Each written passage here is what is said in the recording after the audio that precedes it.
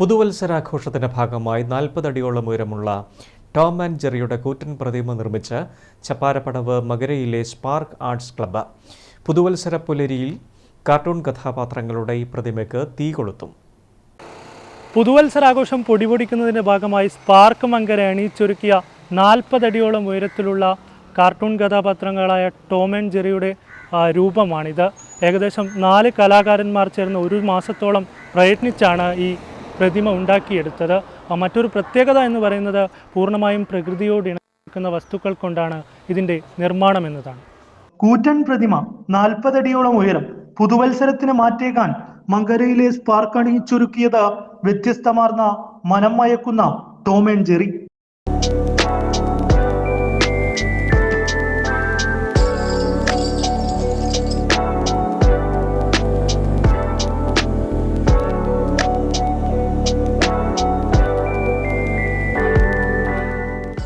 വൈക്കോൽ news paper തുടങ്ങി പരിസ്ഥിതി സൗഹൃദ പാഴ്വസ്തുക്കൾ കൊണ്ട് നിർമ്മാണം 1 മാസം സമയമെടുത്തു.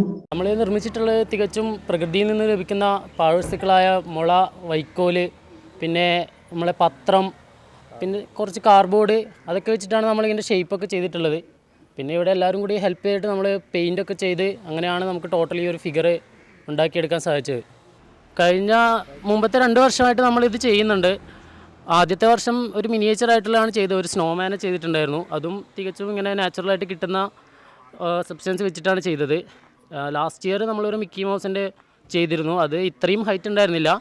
പിന്നെ ഈ ഒരു ഇയർ വന്നപ്പോഴേക്കും ടോട്ടൽ എല്ലാവരും കൂടി ഒത്തുചേർന്നപ്പോൾ നമ്മൾ തീരുമാനിച്ചു കുറച്ചും കൂടി വലുത് നമുക്ക് ഉണ്ടാക്കാം. അങ്ങനെ ചിന്തിച്ചപ്പോഴാണ് നമ്മൾ ഇതിൽ എത്തിച്ചേർന്നത്.